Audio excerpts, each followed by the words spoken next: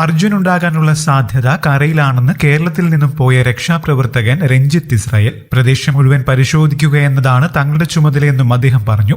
രാത്രിയിൽ രക്ഷാപ്രവർത്തനം നടത്താൻ സാധ്യമല്ലെന്നും ഇനിയും മണ്ണിടിച്ചിലിന് സാധ്യതയുണ്ടെന്നും അദ്ദേഹം പറഞ്ഞു. ട്രക്കും അർജുനും വെള്ളത്തിൽ പോയിട്ടില്ലെന്ന് പറയാൻ കാരണം മൊബൈൽ 2 ദിവസം റിംഗ് ചെയ്തിരുന്നു എന്ന് പറയുന്നത് കൊണ്ടാണെന്നും രഞ്ജിത്ത് പറയുന്നു. വെള്ളത്തിൽ പോയില്ലെന്ന് ഉറപ്പിക്കാൻ കാരണം അർജുന്റെ സഹോദരനോട് ചോദിച്ചിട്ടുണ്ട്. മൊബൈൽ എത്ര തവണ റിംഗ് ചെയ്തിട്ടുണ്ടെന്ന്. 2 ദിവസം റിംഗ് ചെയ്തിരുന്നുവെന്നാണ് പറയുന്നത്. കോമൺ സെൻസ് വെച്ച് ആലോചിക്കുക. ഇവിടെ നിന്ന് വണ്ടി പാർക്ക് ചെയ്യുമ്പോൾ അറ്റ്ലീസ്റ്റ് ഹാൻഡ് ബ്രേക്ക് ഇടും. ആ വണ്ടി ഇടിച്ച് നിരങ്ങിയേ പോകുകയുള്ളൂ. അതിനിടയിൽ വണ്ടി എങ്ങനെയെങ്കിലും ചില്ലെല്ലാം തകരും. എന്തായാലും അതിനകത്ത് വെള്ളം കയറും. മൊബൈൽ അപ്പോൾ തന്നെ ഡെഡ് ആവും. പിന്നെങ്ങനെയാണ് ഇത്രയും ദിവസം റിംഗ് ആകുന്നത്? രഞ്ജിത്ത് ചോദിക്കുന്നു. അതേസമയം റോഡിലേക്ക് വീണ 90% മണ്ണും നീക്കിയെന്നും ഇത്ര തിരിഞ്ഞിട്ടും വലിയൊരു ട്രക്കിന്റെ ഒരു സൂചനയില്ലെന്നുമാണ് കർണാടക റവന്യൂ മന്ത്രി പറഞ്ഞത്.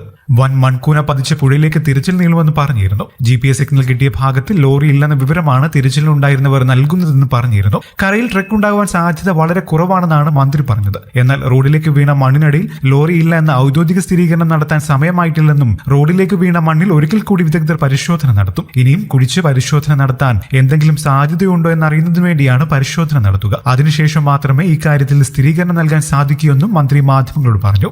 അതേസമയം ലോറി പുഴയിലേക്ക് ഒഴുകിപ്പോയെന്ന നിഗമനത്തിൽ ഇന്ന് ഗംഗാവലി പുഴയിലാണ് തിരച്ചിൽ നടത്തുന്നത്. അപകട സമയത്ത് ഗംഗാവലി പുഴയിലൂടെ തടി അടക്കം ഒഴുകുന്നതിന്റെ ദൃശ്യങ്ങൾ പുറത്തു വന്നു. ഇത് അർജുന്റെ ലോറിയിലെ തടിയെന്നാണ് സംശയം. ഇതോടെ ലോറി പുഴയിൽ വീണിരിക്കാമെന്ന സംശയത്തിന് ശക്തി കൂടി.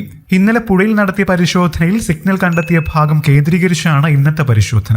നാവികസേനയും കരസേനയും ചേർന്നാണ് തിരച്ചിൽ നടത്തുന്നത്. ഡ്രെഡ്ജർ ഉൾപ്പെടെയുള്ള കൂടുതൽ സംവിധാനങ്ങൾ ഒരുക്കിയാകും രക്ഷാപ്രവർത്തനം. അതേസമയം സമാന്തരമായി പുഴയോരത്ത് മണ്ണ് നീക്കം ചെയ്തും പരിശോധന തുടരും. കൂടുതൽ വാർത്തകൾക്കും വിശേഷങ്ങൾക്കുമായി ഈ ചാനൽ സബ്സ്ക്രൈബ് ചെയ്യാനും മറക്കല്ലേ. നന്ദി.